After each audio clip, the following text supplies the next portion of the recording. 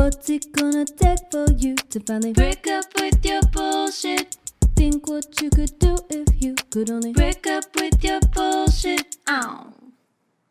What's up? It's Michelle Akin. If you don't know me, I am a coach. I work with creative people, and this is the Break Up With Your Bullshit podcast, where I bring on brilliant creative people that I've met over the years to talk with them about their creative process, but also usually to catch up and see how they're doing because, we haven't seen each other in a really long time. So a lot of these conversations, it's just us chatting, and you get to, lurk on that and be a bit of a voyeur and ideally get some stuff for yourself out of it. So before I get into the intro for this episode, I want to just mention that the private Facebook group for Break Up With Your Bullshit is thriving. So we started back in November of 2020, and we've got a really amazing group of people. We just opened it up to anyone who wants to join the group. There's a bit of a little questionnaire at the beginning to make sure that you're cool before we let you in. And the way that you get to it is that you sign up for my Break Up With Your Bullshit email list, which will just give you more information about upcoming events or things that I'm doing. And actually, I'm going to be announcing this week more detail, but the next round of the Break Up With Your Bullshit challenge is happening in February, and it's going to be a little different this time. It's actually going to be a live event with guest speakers and interactive workshop type things.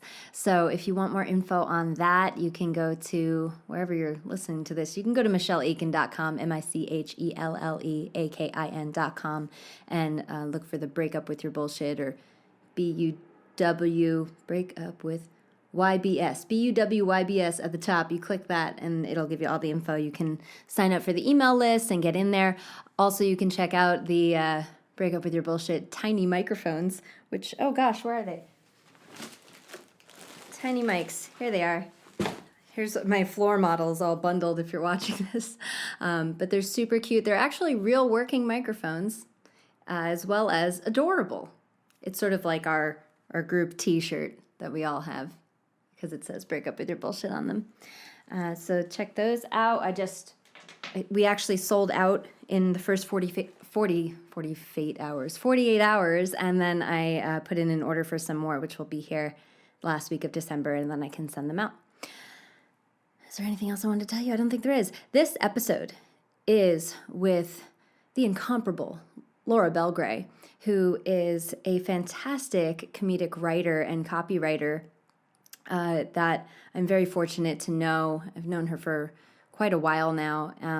She's a hoot, and she has some really strong opinions about creative process and the way that people market themselves in the world, and we really got into it and didn't pull any punches. So I think you'll super enjoy this episode with Laura Belgray. Break up with your bullshit.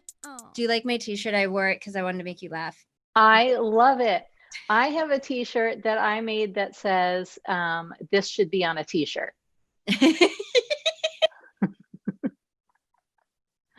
I actually have to make more of them because I wore it a lot to dance class, and there are certain stinks that that never come out in the no matter how many times something is washed. I'm sure somebody on the internet knows a special hack for pit stains, but someone would have to, or it's not just stains, it's the stink, it's deep stink. It's reactivated, it's reactivated every time. I've probably already started playing the recording for people by now, just come in on the conversation about t-shirts with no context around it. It's fine. As they should. Mm-hmm. I think the best stuff is always before you actually say, okay, and we're recording. Yeah. We're not going to do that. We're just awesome. Good. Thank you for being here, Laura Belgray. A lot of people that follow me follow you and love you. And I've been getting a lot of, holy shit, Laura Belgray from people. I'm like, yeah, bitch. Yeah, do. And I understand their excitement because you're a very cool person and a very, very talented writer. And I know that you have a butt ton of cool stories about things that have happened and whatever. So my plan is like, let's just see what happens. Stories about things that have happened. Yes. I like it. Those sorts of stories with facts in them, The stories about things that didn't happen. Or that. We've probably heard enough of those for a lifetime this year. So, or in the past 4 years. Are you in New York? I am in Sag Harbor, New York, and on Long Island right now. And then I'll be going back to the city tomorrow. We kind of go back and forth. Nice. What were you going to say? Yeah. Oh, I was going to say we know each other. I know you long time. I mean, I just realized it, the other day when you asked me to be on the podcast. I was like, I've known you for over a decade. Yeah. So you must have been a zygote when I met you, because you're still like covered in fetal goo. You're so young. I'm almost 36. Oh my gosh, you really were. We're so young. I was young. When did we actually meet? Was it in Marie's kitchen? I think it was no, I think we might have met in Marie's kitchen, but I think more likely we met maybe in Mexico at Marie's retreat, where you were doing camera work. Yes. My previous life. And I knew of you. Yes, your previous life. I knew of you. She said, I got these awesome chicks to do camera work and to shoot and to like help me make funny videos. And she showed me your videos with Michelle. Not with Michelle, with Grace, in the bathtub. I think you were seeing Lady Gaga in the bathtub. Mm-hmm. Yep. And so you were already internet famous when I met you. A little bit. That was my heyday.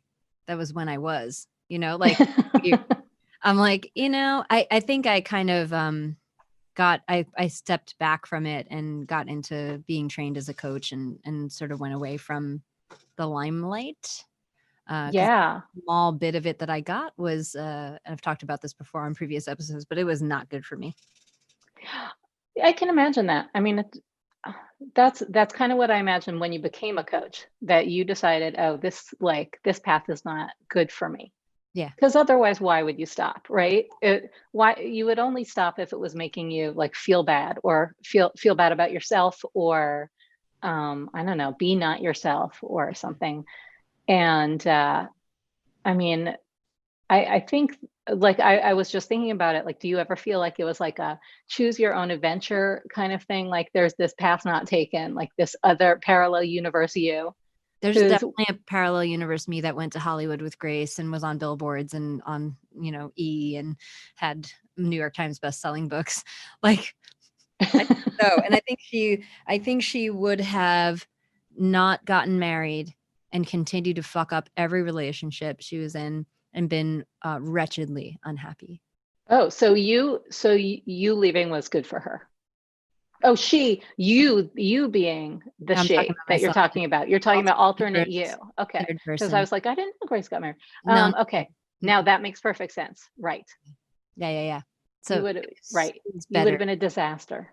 Yeah, very much so. Because I'm not an alcoholic. I'm not like I can smoke weed in moderation. I can, eat in moderation. But when it comes to attention, I'm addict. Right. Like I have a therapist that specifically I hired because of love addiction. Oh, really? Mm-hmm. Interesting. Okay. So love addiction. And then social media, do you have to like, I don't know, like glue down your hands to not look at your, at your likes and your. Yeah, sometimes. My daughter's a good support structure for that, because when I'm around her, I really don't want to be like checking my fucking likes. Right. Like keep the phone. When I go get her, she's at my mother-in-law's apartment. We have 2 apartments in the complex, and my mother-in-law takes care of her so that, we can do our jobs, and we put her up in an apartment. So it's a really wonderful, great. sort of like an au pair. And how great for my daughter to get to be with her granny, who is a blast and an awesome human being. So really, really great. But when I go over to pick her up and eat dinner, which my mother-in-law cooks, by the way, like this is the amazing optimal setup. She makes dinner. We go over there to get her. I leave my phone in the apartment. I just like leave it. And I'm like, anyone who texts me now, sorry, you're not going to get a response. Right, which is that's a feat. I mean, because for me, like leaving my phone when I go to the bathroom, I Yeah. actually think about it. I'm like, I can leave this here while I go to the bathroom. I don't have to take it in there with me every time. Like, I'll be okay, even if there's nothing in there to read. Yeah. I'm okay not taking it into the bathroom. That's only some of the time. Sometimes I'm like, no, I have to take it in with me. I'm pretty much glued to it, Yeah. so it's like, I think it's almost easier to decide to leave it because of how glued to it I am all the time. So I'm still glued. I'm not popular enough for it to be bad right now. But, Yeah. like I've just hired people to support me in scaling my business, and I'm like, it's on the horizon. Also, I had a medium tell me that I'm going to be very famous. I was like, okay. Oh. Yeah, she was cautioning me about having more kids because of how famous I'm going to be and that I'm going to need to travel a lot and all this stuff. And I was like, cool. Okay. Like doubling down on the therapy. Really, I'm very interested in how to be famous in a healthy way. Yes. So were you like, yes, please give me the fame? Like, okay, I'm so into this. Or were you like, oh no, I'm not ready. I want to have another kid. I'm going to have another kid. I'm not going to have 3 more though, because that was my original plan. Wow. You're prolific and ambitious. I had a big family, and so did my husband. Growing up, I had a lot of siblings, so I didn't even want 1 until we thought of having 4. Or like a big family that we make? Neat.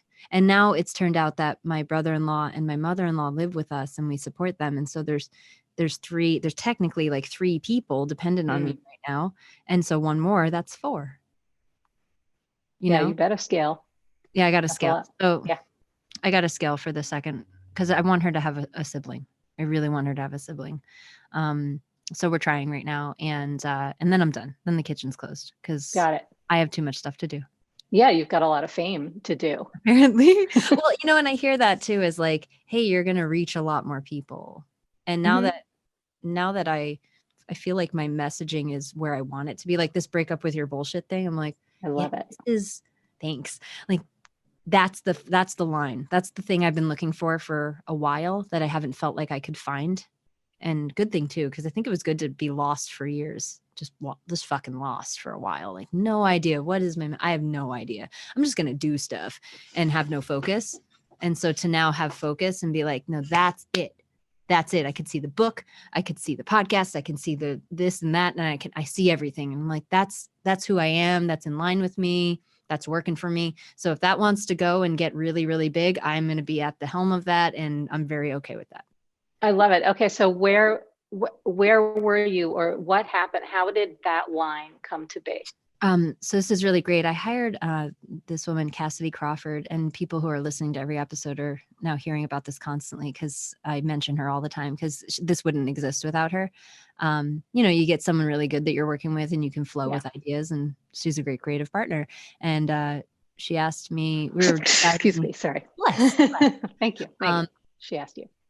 She asked me, how can I give people more actionable, like something to do? Because I make all these cool videos where I talk about a concept, and she's like, yeah, but then you're kind of leaving people with no solution to their problem. You're just pointing out problems. And I'm like, yeah, that's what I do. Whatever. I just poke people to figure shit out for themselves. That's what coaches do. But, like, they're not my one-on-one client. They're an audience. So I do need to deliver something. And so she's helping me kind of focus that. And she said, what if we do an online event, like something we can get a lot of hype up around and get people to sign up for, and start to build a list and like have people who are interested in, and like now we know who's interested because they said yes to this thing. So we invented this challenge that we're going to do, an accountability challenge for artists or just really anyone. You're not starting your business, you're putting something off. So let's do that. And then she had me make a page for it, like a landing page for it. And she's like, we need a really good line at the top. So what's the line? I'm like, I don't know. Time to do that thing you said you would, and so she's like, great, write me 10 versions of that, 10 to 15. And I think I wrote 9 and then sent them to her because I'm like, bitch, I can't think of 10. So, which is just my own bullshit. But I sent them to her, and she goes, okay, so the vibe, I want you to bend the vibe in the direction of this. And I can't remember what she said, but she gave me direction on the writing. And she said, now send me 10 more. So you send her 9 more. I think I said 6. She couldn't get me to do it. But then I sent them. And then right after I sent the last one, I sent another single text that said, it's time to break up with your bullshit and get that project started. And she just said, that's it. Go. I was like, okay. And then I put it at the top of the page. And then I started making content to promote it. And I'm like, do I put that whole sentence on it? You know, because break up with your bullshit is a lot more concise. Okay, I'm going to put that. And so it sort of evolved. And then I realized, oh, that's the title of it. Because I needed to name the Facebook group and I needed to name the email list inside of MailChimp. And I need, like, you have to title. They're like, what's the title? I'm like, oh, good question. I don't know. So it got born out of the necessity to title things. So good. She sounds excellent, by the way. Great. Like, she sounds like a great messaging coach. Yes. Yeah. And I love that it came out of that. And I know the relief of, first of all, the struggle to find, like, what's my one thing? What's my one message that everything fits under?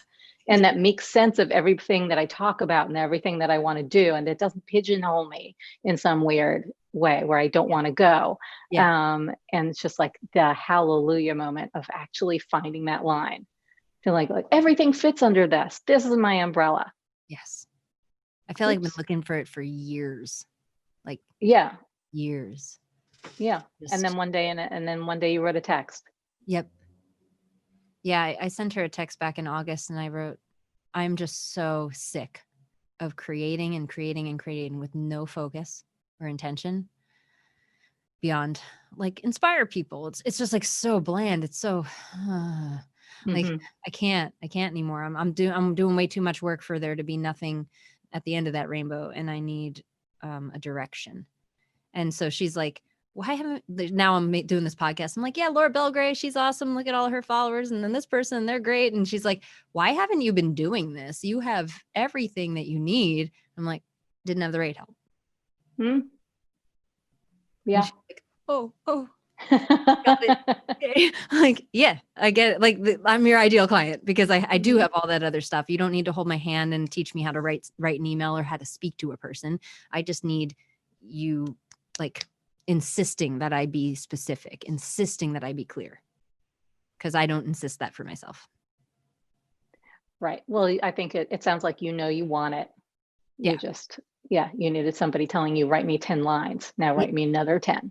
It's like a personal trainer, like, do these push-ups. And it's like, okay, I can follow directions, you know, for the right person.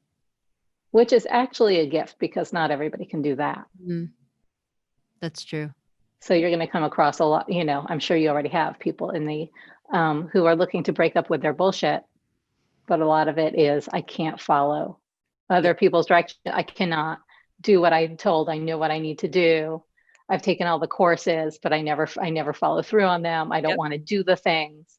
I'm so jealous of people who are like, oh, just tell me what to do and I'll do it. Those are the people who, like, you know, they have 1 million people on their list and they're making $1 million a month. And because they just take what works and they don't care if it's original at all. So jealous of people who don't care about being original.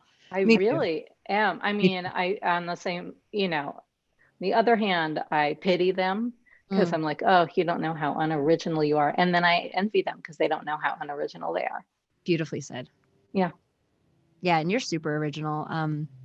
So for those of you who don't know Laura, talkingshrimp.com. Yes. Is her website. And you should be on her newsletter because there's not a lot of emails that I read, but a Belgray email gets read or saved for that moment where you're like, oh, I need something to read, or I'm waiting for, I'm like in a line somewhere and I need something that's going to be really good content. Like you seem to have gotten to a place, and I don't know how long it's been like this. It's been like this for as long as I've known you, where my experience of your content is that it's all like the good stuff. Like you really trim the fat out and you know how to entertain and teach at the same time. Thank you.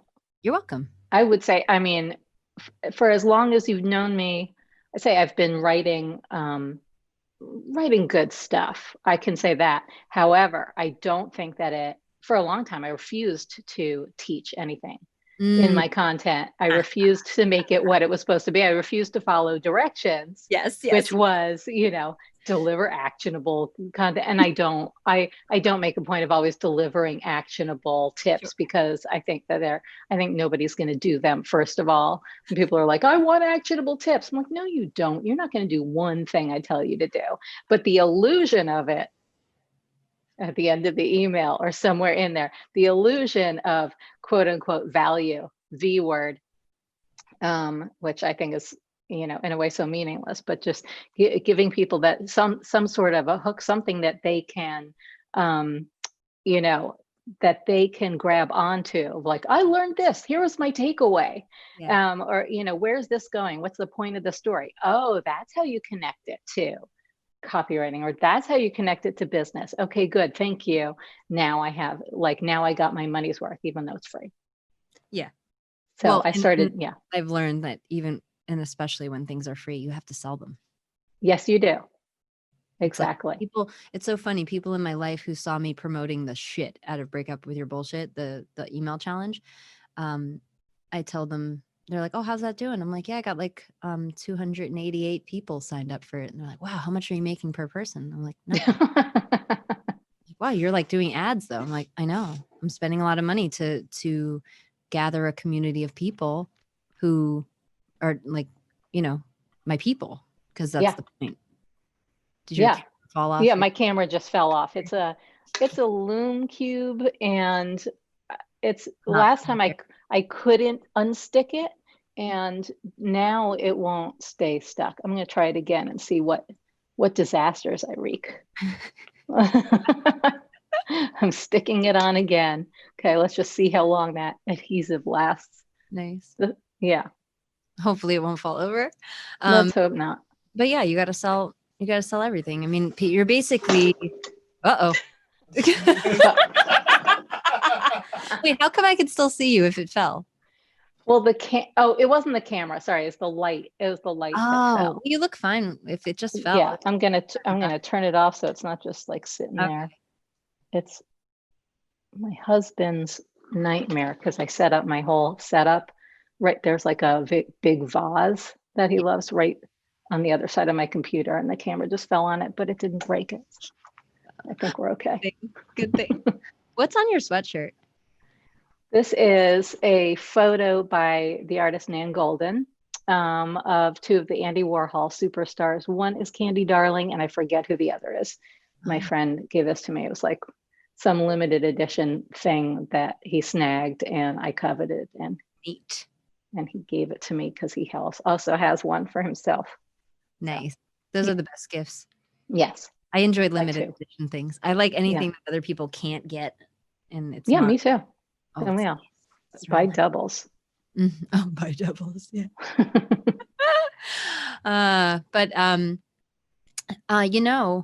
When like I actually can't remember. Like I remember going to your Instagram at some point and being like, oh, you have a fuckload of followers. Like when did that happen? Because I can't remember. I don't remember trajectory of that. Yeah. Okay. So I think everything has happened. All the trajectory stuff for me has happened in the last few years, since like 2017. 2017, I started the Instagram. I started getting more visible, like doing articles in Business Insider, Forbes, Entrepreneur, et cetera, money. And one that I did for money was about Instagram, because people started paying me. One in particular started paying me to help them with Instagram captions and with their quote cards. And so I pitched to money, I make X amount. I think it was like, I make $6,000 a day writing inspirational quotes for Instagram. Here's how I perfected this dream job. And that got me a shit ton of followers. Not all quality, I will tell you that. Like a lot of them were DMing me, and still do, saying, ma'am, please give me money. Ma'am, please help. Ma'am. Ma'am. I'm like, stop calling me ma'am. Yeah. And then there were some marriage proposals from the Philippines, like that kind of thing. I mean, did you consider Indonesia? That? What? Did you consider that at all? I am a happily married woman. And my husband was not up for any kind of open okay arrangement. with an Indonesian who wanted money. Smart man. Yeah.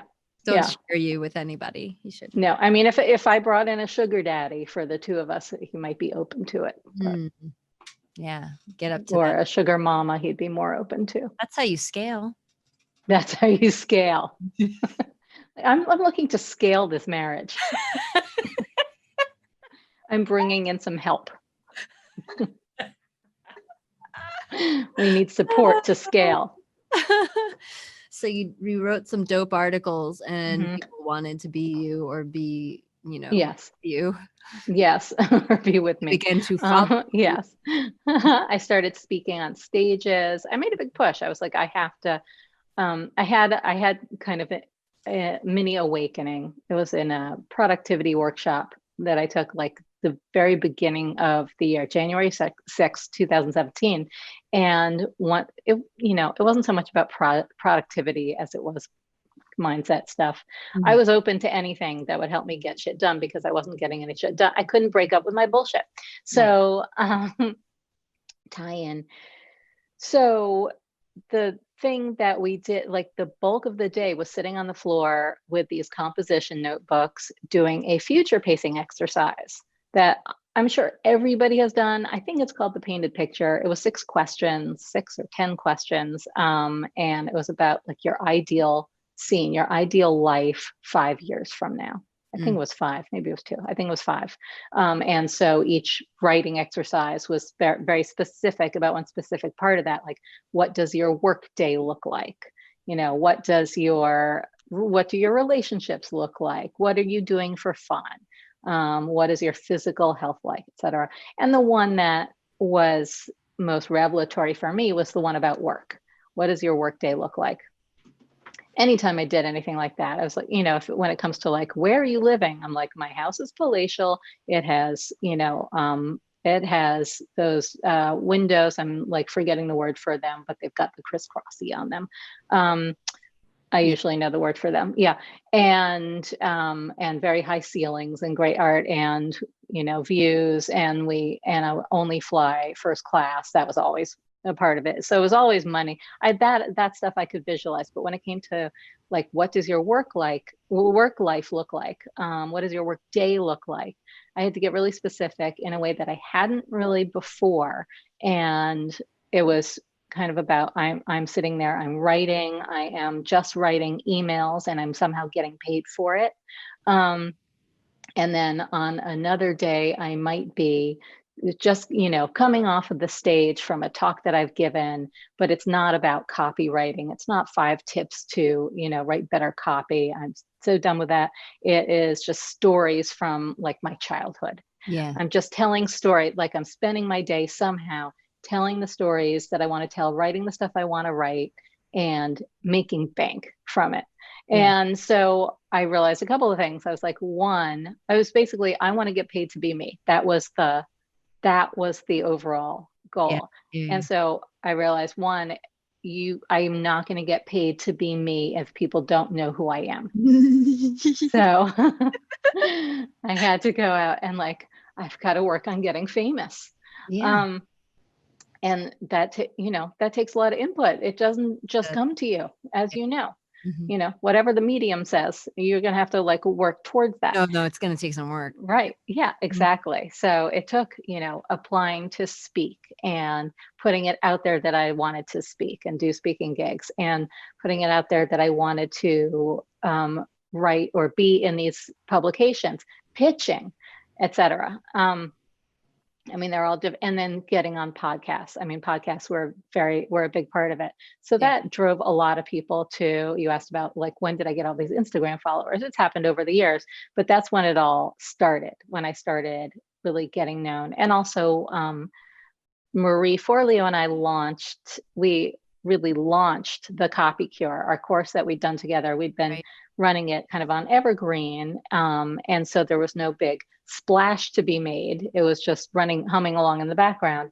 And Marie decided I think it was 2018, she was like, we are going to launch the Copy Cure. Maybe, I forget I think that was the year she said, we're going to relaunch it, like do a real launch. We're going to up the price. We're going to do new photos. We're going to do new videos. We're going to re-record the whole thing.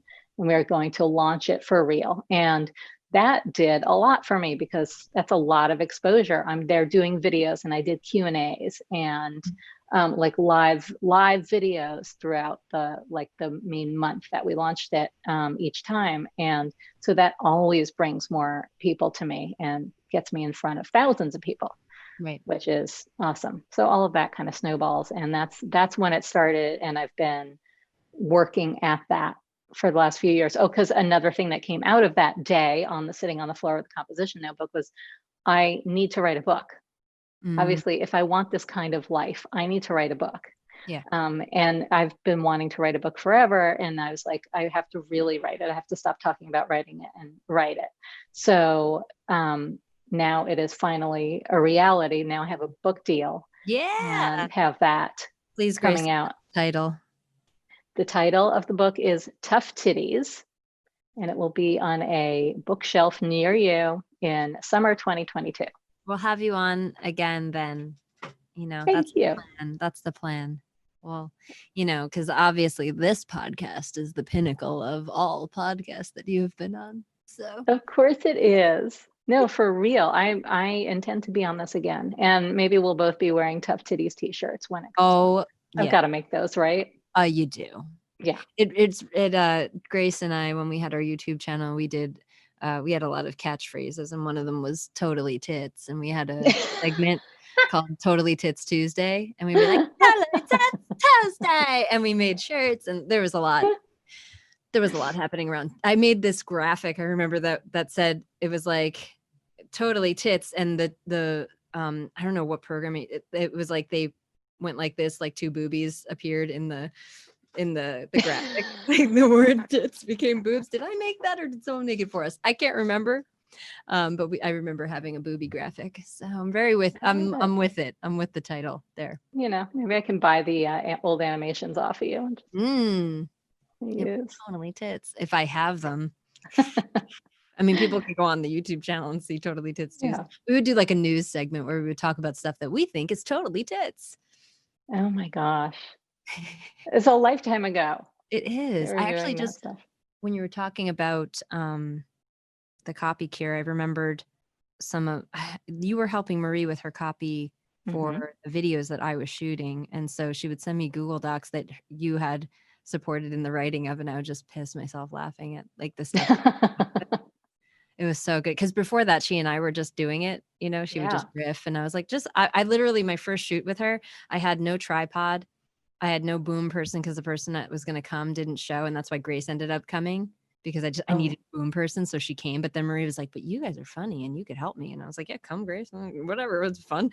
But I remember I just held my DSLR camera and spread my legs apart and just like kind of punch back so I could become a human tripod. And I hit record and I'm like, go. And then the first video on her YouTube channel of her sitting on her couch, I'm just like holding the camera as steady as I can. And she's just talking, and we had no plan for what she was going to say. So that's how that started. That's amazing. What an origin story of everything. Oh, and then I showed her my YouTube channel with my music videos, and she was like, I want to do music. Can we do one right now? And then we did. We like just filmed one in her apartment, and then we did music videos all the time. And oh man, I was like, I can get paid to edit stupid lip dub videos. Like, that's great. That's awesome. I just, and like, eventually, can I get paid to do my own ones? Because that would be great. Yeah. I love lip dubs.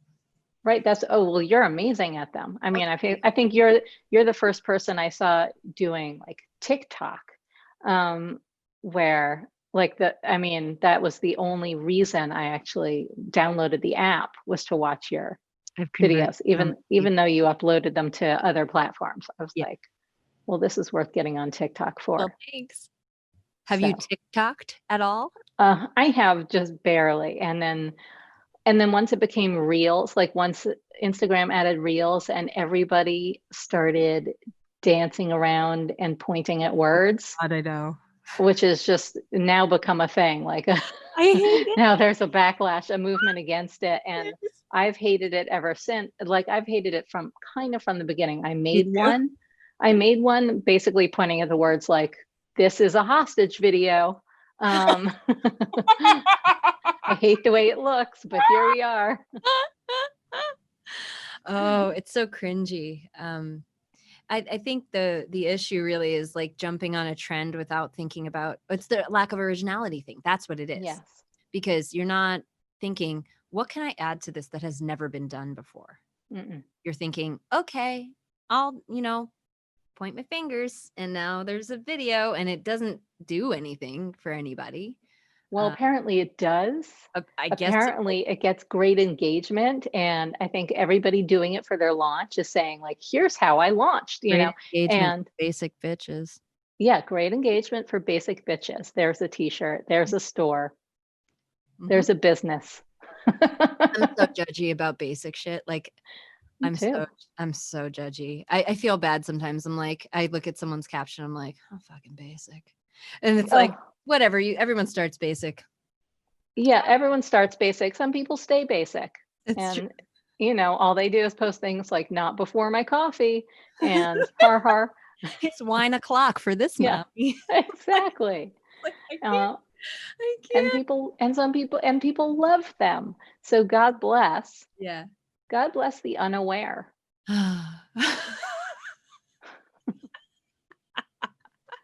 Anyone's wondering what's in my pink water bottle, it's Haterade. Good big old gulp. I had a friend on here from Twitter who he talked a lot about taste, like just sort of defining and redefining his taste for things, and for mostly for his own things. Like, he wrote an ebook and he's like, I give my ebook 4 out of 5 stars. I'm not there. I'm rewriting it now because I would love for it to be a 5. I would love to be so behind it that I can say it's 5 stars, but it's not. And that's not self-deprecation. That's just accuracy. Yeah, that is true self-awareness. Now the question is whether he's right. Yeah, I have no idea. Yeah, I mean, I love his book. Right. And I get the criticisms he has of it. I'm like, okay, yeah, sure, but it doesn't get in the way of me enjoying the book. You know? Which to me means it's 5 stars. Anything that I finish is 5 stars because I finished it. Ooh, nice, Belgray. It takes a lot to finish a book. Like, I can't finish a book. It really takes a lot for me to finish a book. It's got to be so readable, and it doesn't necessarily have to be the best written thing, and it doesn't have to say everything. I mean, if it does, then I'm not going to finish it. So I say to him, keep a 4-star book. Keep it 4 stars. It's probably 5 stars. Yeah, that's a t-shirt as well. We're just inventing. Yeah, I haven't finished a book other than reading fan fiction stories, which like often are hundreds of thousands of words long, and I tear through the whole thing. Or I have an app that converts PDFs to spoken word, and it's not great, but it's enough, because if my daughter sees me holding my phone and looking at something or holding a physical it's done. So the only way I can read, I told someone the other day, I was like, I haven't finished a physical book in over 5 years because my kid will not allow it. Right. And then I don't, to be honest, like, I just don't want to create time to sit and look down at a book. I just don't want to. So I'd rather multitask, listen, do laundry or clean or cook or something while I'm reading. Listen. Very smart. So is it that same voice that sometimes appears on my phone by accident that's like, no speakable content? No speakable content. No. Voice. So there's an app called Voice Dream, and it allows you to choose the voice, and you can download different ones, and you can even pay for them. So this is one I paid for. And this is my own fic, because after I write, I listen back, and that's how I check for typos. Oh, I'll hear them. That's genius. Right? I've never thought of that or heard of it. Yes, I've invented something around writing that you don't even know about, but listen. Hermione was nearly passed out on the floor of the drawing room in Not Manor, having been tortured for some indiscernible length of time. Oh, spoilers. That's not bad. That's not pretty too bad. Good.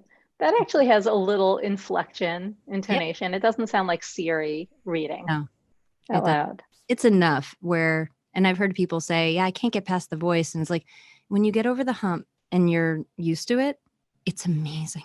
Because you have all these stories. Well, I have all these stories, all these authors that are publishing stuff that I want to read their stuff, but it's like, when? So Right. if I could read it in the car, which is only rough when there's smut. Oh, yeah. Now I'm driving down the Garden State Parkway listening to sex, and I'm like, right. Okay, it's not a good time for this. Or I'm at a red light, and I'm like, turn that volume down. I guess your fan fiction can go all kinds of places, can't it? It can, yeah. Well, and I don't write smut when they're in school years because ew. But like if I write a story that's 20 years in the future, like after the last Harry Potter book, like oh sure, now we're super smart for adults. It's what grown-ups do. They do sex. Amazing. So you do so many different things. I mean, you say you're like a quintuple threat or something. Thanks. Yeah, I probably could do more. But then I would be watering it down, you know. It's tough because I mean, like I was talking to Erin Gardner about her baking books, and I told her what I said as a kid was I want to be a bakery lady when I grow up. In a bakery. So I'm vaguely interested in, and I say vaguely interested in baking because it's not like something I'm super committed to, but I'm also I'm not like whatever about it. Like I have nice baking things, and I when I decide to bake, I take it very seriously. But yeah, I'm not going to do that. And like I danced, and I love dancing, and so I like, dabble in dancing, but you know, far past the age to like go be a dancer, and also I don't really want that, and I think if I did I would have attacked it. That's a tough life. I'd rather be a TikTok dancer and, you know, just be wow, you're like, this is way better than I thought it was going to be. That's like the pinnacle of what I do dancing on the internet is I surprise dancing people. For a very low bar. Yes, I have a super low bar. Dance for low expectations. Right. What did you want to be when you grew up? Well, for a while I wanted to be a taxi driver because because my mother always complained. I always wanted to take a taxi, and she would complain that taxis were so expensive. I was like, therefore, taxi drivers are rich. I guess so. So that was one thing I wanted to be. I wanted to be an artist because I loved drawing, and I thought I had that kid's confidence where I'm like, I'm the best artist in the class. Yeah, kids' confidence is some good. Yeah, it is some good shit. Though at no point did I say I'm the best singer in the class or anything like that. So I had there was some reality, some realism to it. Right. I think I was a pretty good drawer, and that's kind of like one of the talents that I wish I could wake up with. Like if you said, like if you were struck by lightning or just woke up one day, in a Freaky Friday situation, with one incredible talent, what would it be? I think it might be drawing. I mean, singing would be nice, but I think I don't know, feel like I could do more with drawing. Singing is very far from a talent of mine. So. Well, and I think like with drawing, if you decided, hey, I want to be like insanely good at this and then dedicated a crap load of time to it, you could, just like I could do that with dance. Right. It's like right now, the only thing in the way of me being like a really great dancer is the lack of time that I have spent doing it. And I can tell I have something innately that if I were to nurture it, it would be great, but I'm not going to.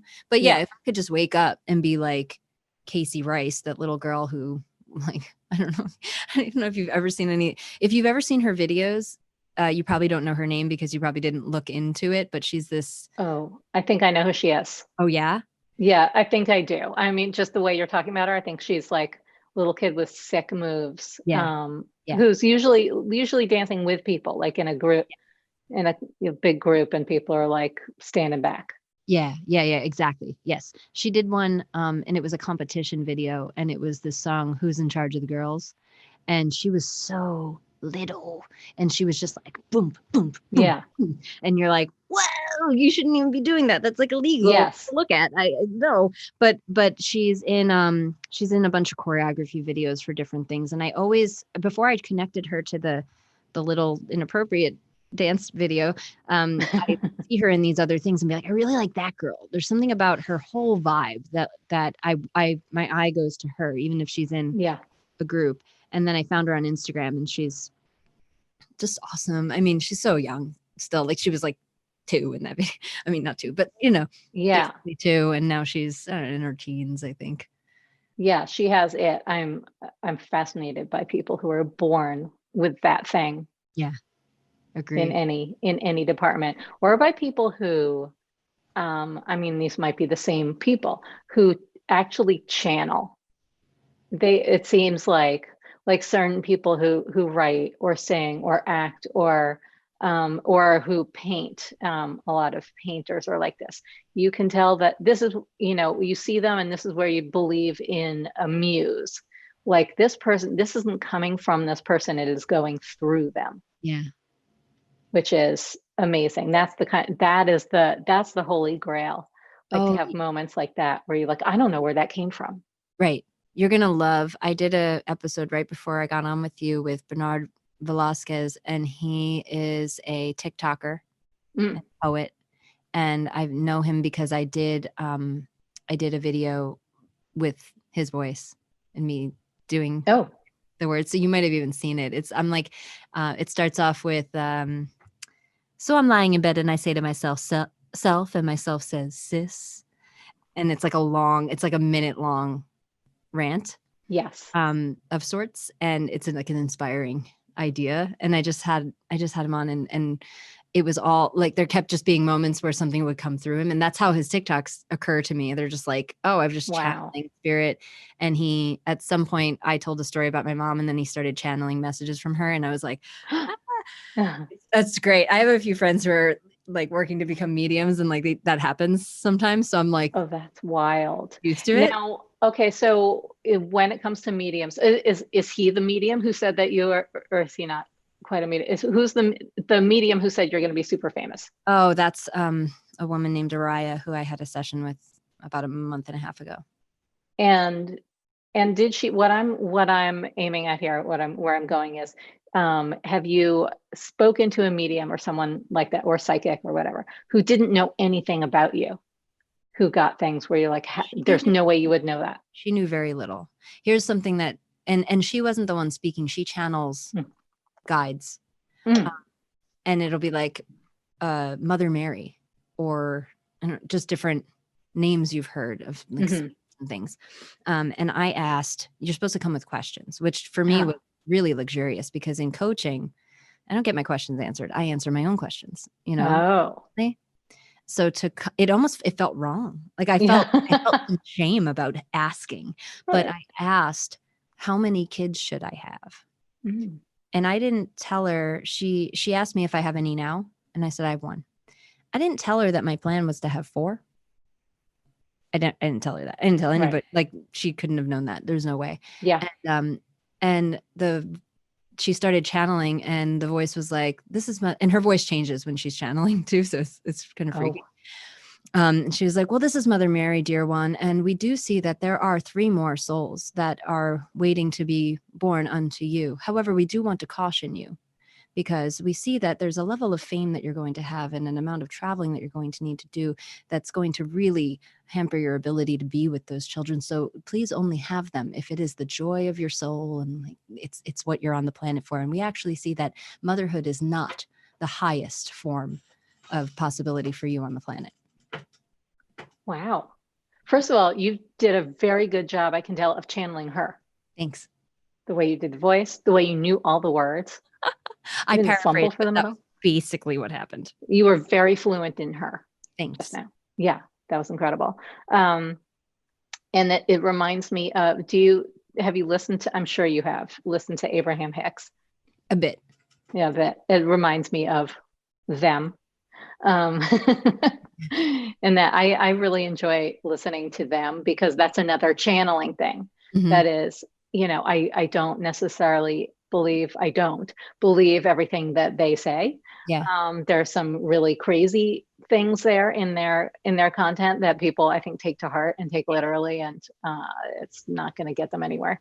But or it's like, oh, you know, people only get COVID because they were, you know, because it was on their mind and they were looking to get COVID. I'm like, no. Let's shelve that part of it. But I am fascinated. I am endlessly fascinated by how they, by how Esther channels a different voice, and like everything she says, I mean, it could just be, who knows what it is, who knows what channeling it might be a personality that lives in her, and words that, it might not be a spirit, who knows. Yeah. Whatever it is, it's otherworldly seeming. It's always amazing to see what comes through a person. Yeah. From them. Totally. And I feel often in my coaching that the thing that a lot of my process of becoming a better coach has been about removing my own doubt and lack of trust, because the more I remove it, the more I hear. And like, I'll be my clients talking and something comes through, like, say this, and I'm like, fuck are you talking about? I'm not gonna say that. And I've learned to just go, no, just say it. And then they're like, what do you mean? I'm like, I honestly don't know. What do you hear? Oh, that's good. They can't ask the question. I don't know. I don't know. It's I think there's a place to get to, not really to arrive at, but to like practice as a coach of just trusting what comes and like letting your intuition just have its way and not being so attached to making sense, because a lot of stuff doesn't make any fucking sense. Right. Now this, I imagine you do actually hear a voice. You said that, like, you'll hear, say this, blah, blah, blah. And it would make sense that you do, because you're an auditory person, like you're a musician. So of course you hear things, but you do mean that literally, like you actually hear in your head someone say this. Maybe they don't say this, but I just hear a question. You hear it. Yeah. Like somebody just said it. Yeah. That's amazing. I don't have that ever. I don't hear things, except once in a while if I take an edible, which I do to sleep. I've never been a pothead. I just got into them lately when I discovered they all make me fall asleep. So so then I'll hear things that aren't, I'll sit up in bed, be like, who's there? I love weed for creative work, from writing. I think like there was definitely a time in my life when I was using it to, numb out, and it wasn't healthy at all and whatever, but whatever. My mom was dying. I get a pass. Yeah, you do. Thanks. But now I use it very intentionally, for like, I have 3 hours to write a song on like this, it's carved out time. My daughter's not here.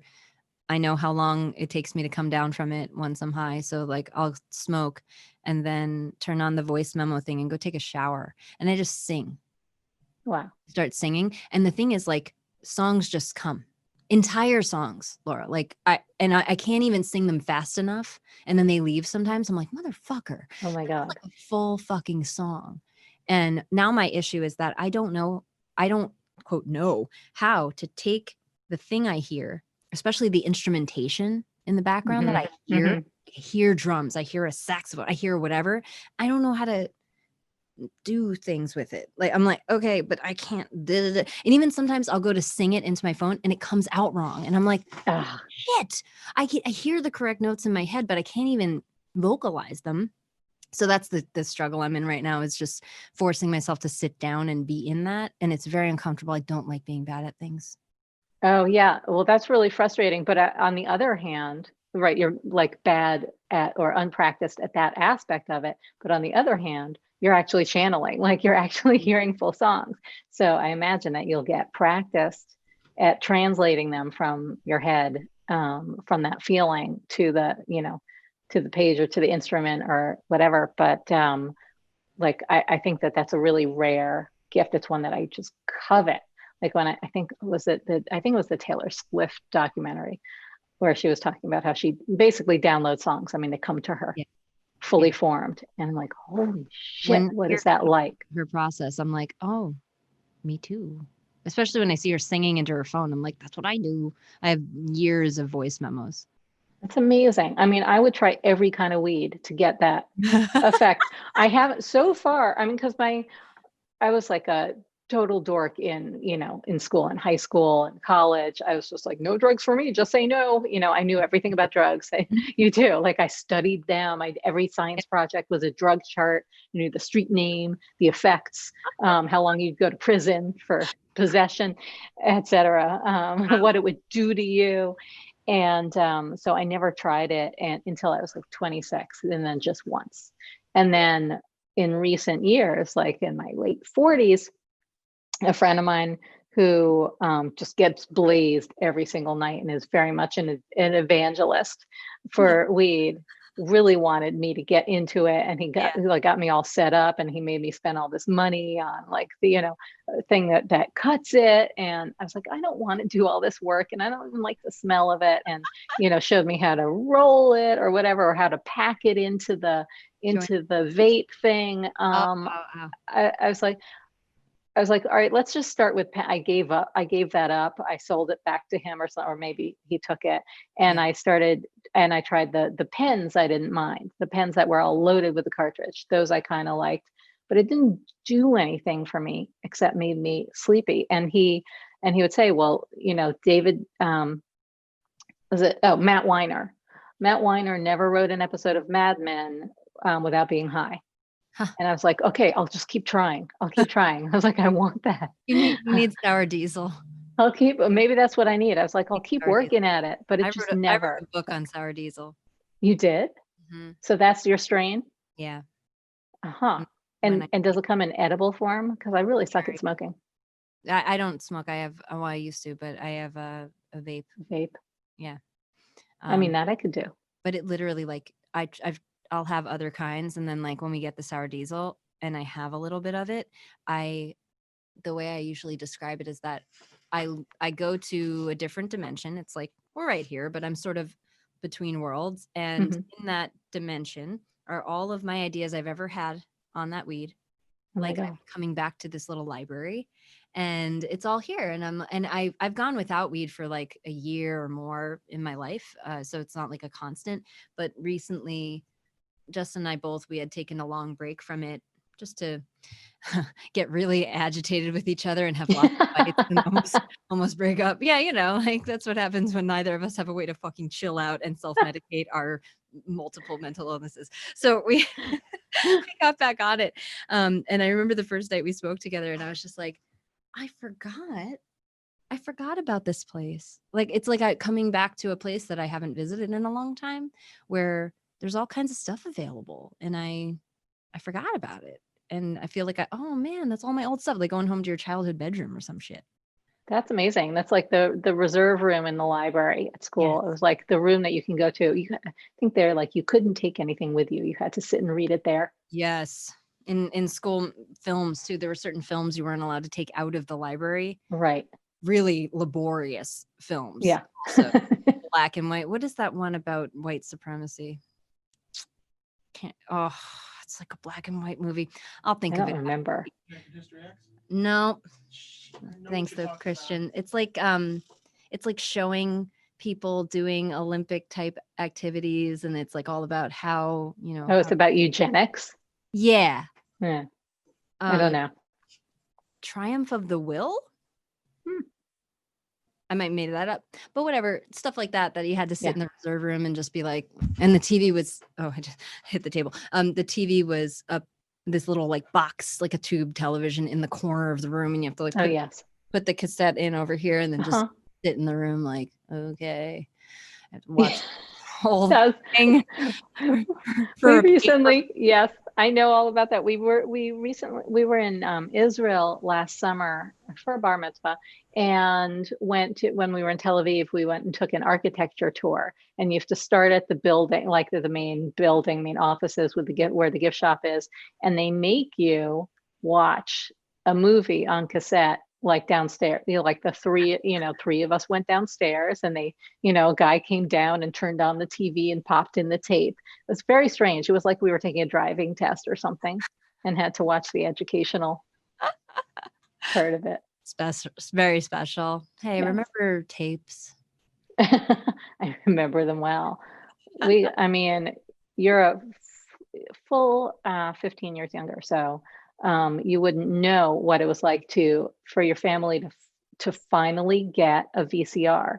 So you could actually, growing up, if you missed a movie, you missed the movie, and you'd have to wait till it came on TV ever.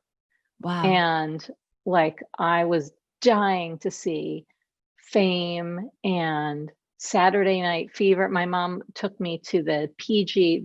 They came out with the PG version of Saturday Night Fever.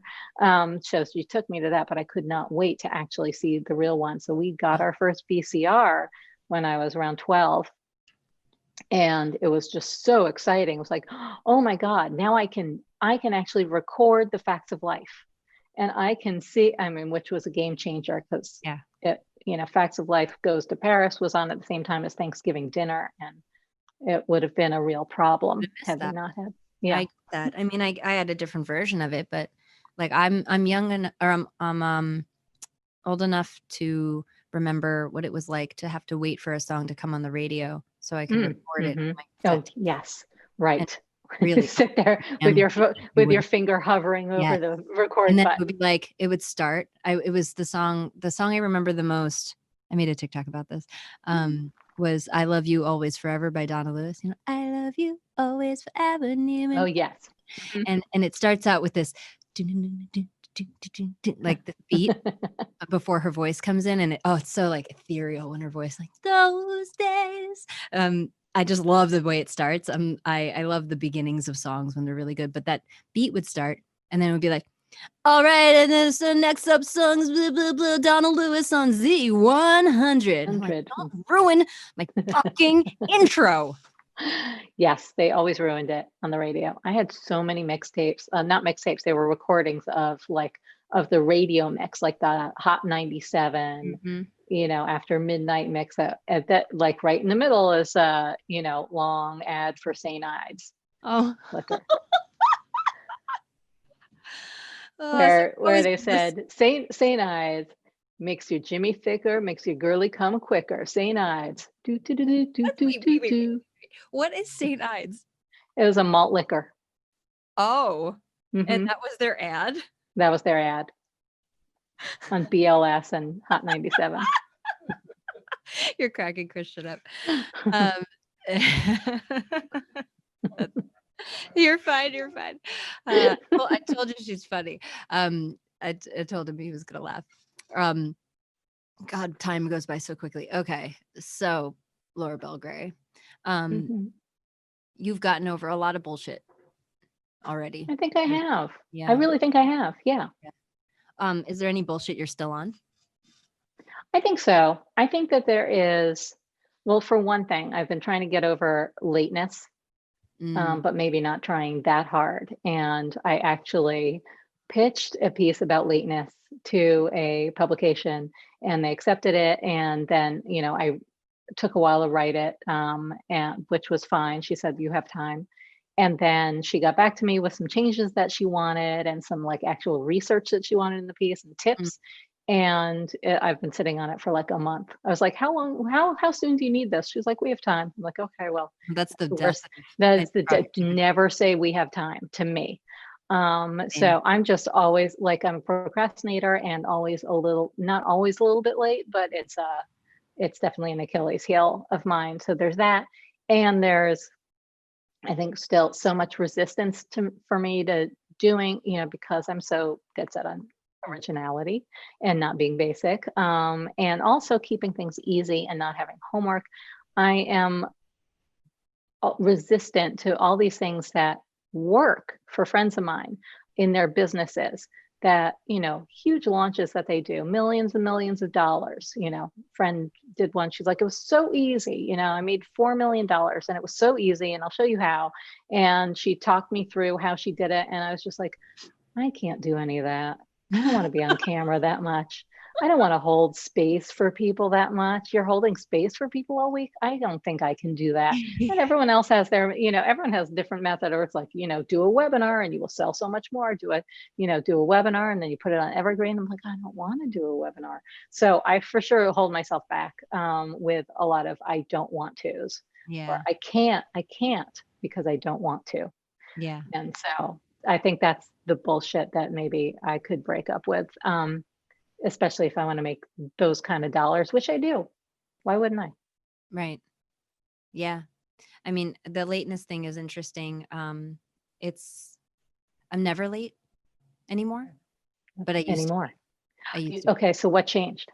I was in, this was in the coach training program that I went through, and then I stayed on as a leader in the program. And it, there's so much about integrity in it, about just being your word. And it's a lot of people who aren't going to take it personally if you're late, but they are going to be like, so what can you distinguish about being 2 minutes late?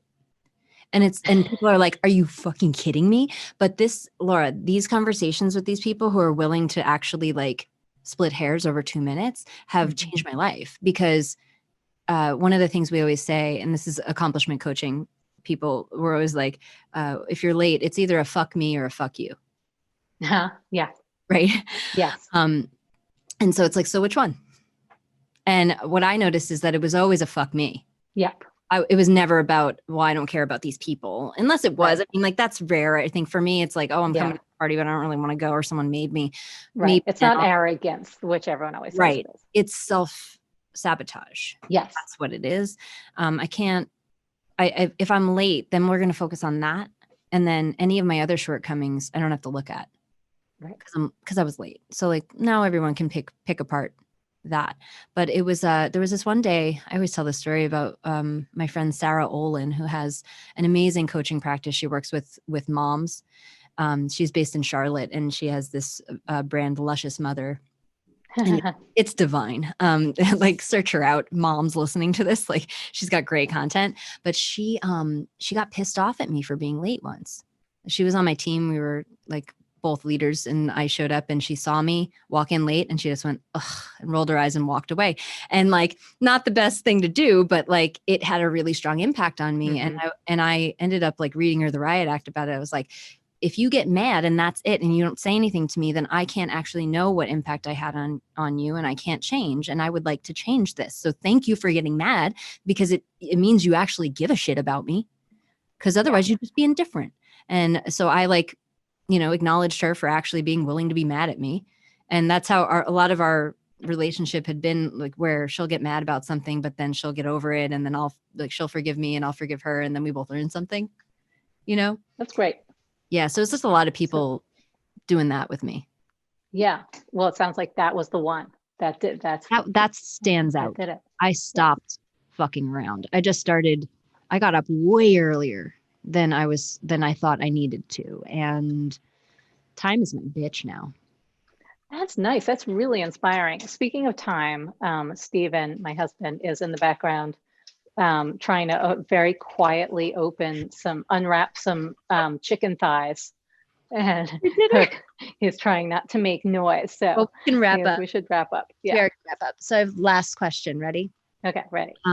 For anyone who's like really on their bullshit, they have not had much of an experience yet of breaking up with their bullshit, or they're just on it right now, what advice would you give them? Oh gosh, just give it the heave-ho. I don't know how, I mean, you're the expert in how to do that, but you will look back at your old self and be like, oh, what took me so long? And I think that one thing that's been key for me in doing that is writing every day in 750words.com. That's my thing. And so it's like a journaling platform online, and I do it pretty consistently every day. And that allows me to, it allows a lot of things. The power of free writing, like, getting the garbage out of your head and being more creative, and you never know what you'll come up with, etc. But also creates a record of who I was and the conversations that I was having over and over. Yeah. And in certain moments in time, and I can look back like just 3 years ago, and it doesn't sound at all like me. And I feel like a different person. And I think I was stuck in being the same person for so long, being so sick of myself and sick of the same conversation over and over, and the same resistance and the same not following through on anything. And so it's so rewarding to be able to be like, oh, poor old me.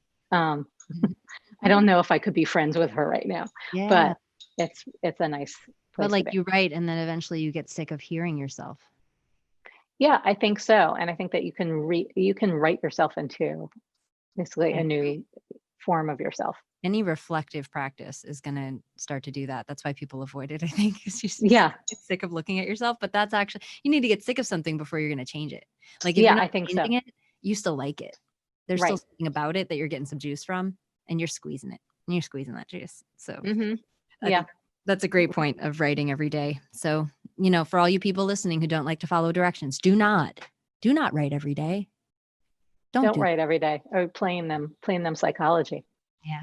A little reverse psychology there. No, I say try it. Just start with that. If you're like, I have such big steps that I need to take.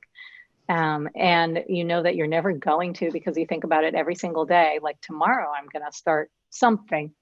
At the least, just such a small thing that you can do is write every day. Like, open up whether it's a journal, or I really love 750words.com.